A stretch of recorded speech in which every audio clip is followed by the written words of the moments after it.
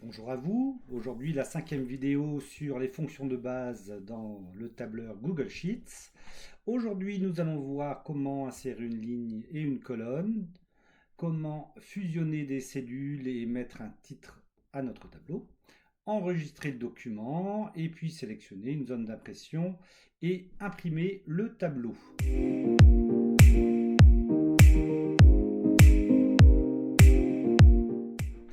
Alors, pour commencer, donc nous allons insérer une ligne au-dessus de notre tableau, puisque on n'a pas de place pour mettre notre titre.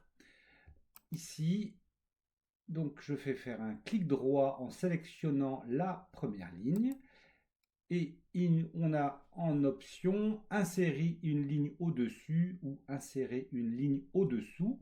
Donc là, je veux mettre une ligne au-dessus. Et automatiquement, Google Sheets, lui, va me créer une nouvelle ligne. Mais par contre, chose intéressante, et il faut faire attention, c'est que le format de la ligne d'en dessous est recopié sur la ligne du dessus. Donc ça peut être un peu gênant, puisque ici, si j'enlève le fond de couleur et que je le remets en blanc, je tape une information en 1.1, je ne verrai rien, puisque la police sera en blanc. Donc blanc sur blanc, on ne verra rien. Donc ce qu'il faut faire ici, donc dans Google, on a quelque chose d'intéressant, c'est qu'on peut enlever le format, le format d'une cellule et le réinitialiser. Donc là, j'ai envie de réinitialiser toute la ligne. Et dans format ici et effacer la mise en forme, ça nous permet de revenir sur une ligne vierge. Mais faites attention, faites ça parce que ça peut vous piéger.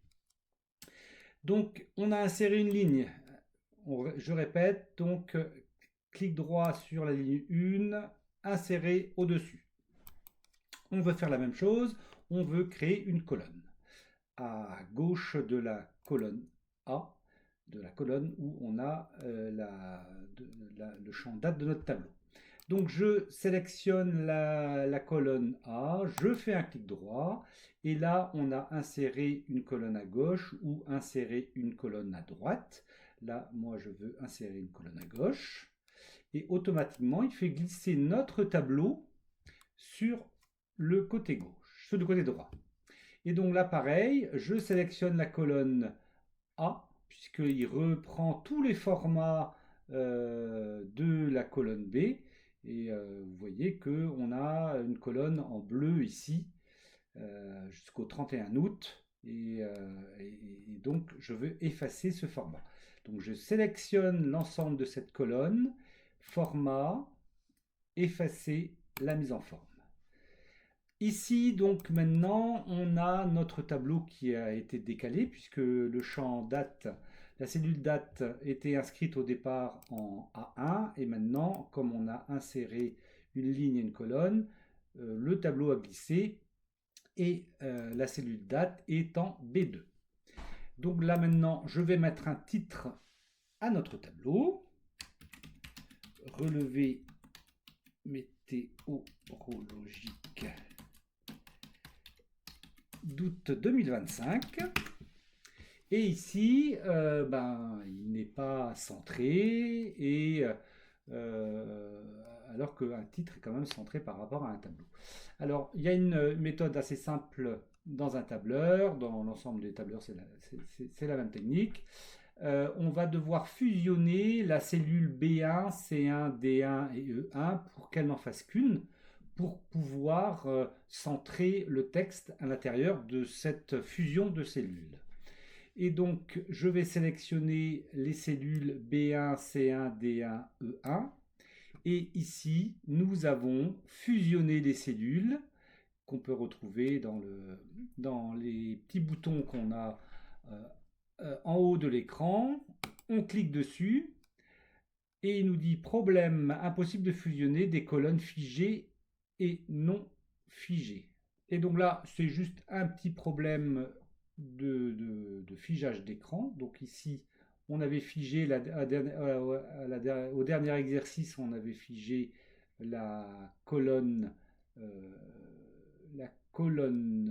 des dates. Et donc il suffit d'aller sur la ligne de figeage. Il y a une main qui apparaît, on clique dessus et on va la faire décaler sur la gauche dans un premier temps. Et donc, je reviens ici pour fusionner mes cellules. Et donc, je sélectionne B1, C1, D1, E1. Je reclique sur fusionner. Et là, on a bien une fusion des cellules qui se fait. Et d'ailleurs, la cellule ne s'appelle plus maintenant B1, mais B1E1. Et là, on peut refiger notre colonne si on le souhaite en faisant glisser à nouveau la petite ligne verticale. Et là, il ne veut pas. Bon, et donc on ne peut pas figer quand il y a une fusion de cellules. Très bien. Et donc, on va centrer maintenant notre titre, puisque là, pour l'instant, il n'est pas centré. Ça, c'est une révision de la dernière fois. On va donc ici dans Aligner et Centrer. Donc, ça centre notre titre. On va mettre en gras. Donc, on clique sur le B pour gras. Et on augmente la taille de la police. Voilà. Moi, j'aime bien que le titre soit un peu séparé du tableau. Donc, je vais élargir ma ligne 1. Donc, une petite révision encore. On va entre les deux lignes. On clique droit. On agrandit. Voilà. Mais j'aimerais bien que l'écart soit réel. Et donc, maintenant, je vais aligner verticalement. Et je vais ici, voilà, le mettre un peu plus haut. Donc, ça nous permet d'avoir un tableau maintenant présentable. Et on va enregistrer le document. Alors, dans Google Sheets, comment on enregistre le document, puisqu'on n'en avait pas parlé encore. Et ça, c'est intéressant, puisqu'il n'y a pas à enregistrer, ça s'enregistre automatiquement. Et d'ailleurs, on a une petite icône ici, un petit nuage avec un V dedans. Et quand je clique dessus, il me dit « Toutes les modifications ont été enregistrées dans le Drive ». Donc, il n'y a pas d'enregistrement à part entière à faire dans Google Sheets, ça se fait automatiquement. Juste avant de fermer votre page, il faut bien vérifier qu'il y ait le petit V ici qui est bien dans le nuage. Donc voilà pour l'enregistrement du document et maintenant on va sélectionner une zone d'impression et imprimer le tableau. Alors dans Google, on n'a pas de zone d'impression puisque si, il y en a mais elle est un peu automatisée on va dire puisque avant d'imprimer, avant de faire aperçu avant impression, qu'il n'y a pas non plus dans Google Sheets, avant d'imprimer donc on va sélectionner notre tableau. Mais pour que vous voyez vraiment à quoi sert cette sélection de tableaux, ici je vais inscrire en F30 par exemple le chiffre 12 et je vais sélectionner mon tableau. Sans la colonne F bien sûr. Donc une fois que j'ai sélectionné mon tableau, je vais faire fichier tout en bas, imprimer.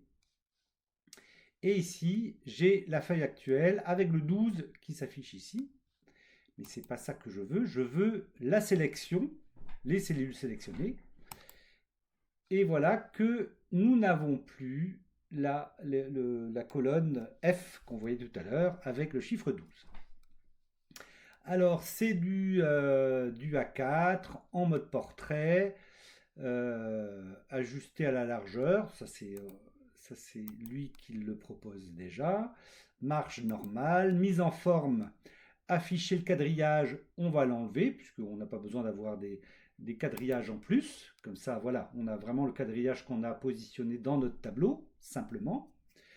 Afficher les notes, ça, on verra plus tard. Et donc, il est centré horizontalement, il est centré verticalement. Et on peut faire suivant. Et donc maintenant, on a quelque chose d'imprimable. Et là, il est en train de faire l'aperçu avant impression. Et on a vraiment une page avec le titre et toutes les données qui sont prêts à être imprimées. Il suffira donc de cliquer sur imprimer pour imprimer le document.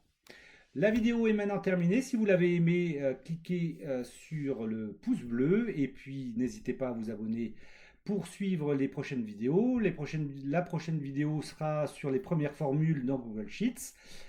À plus tard.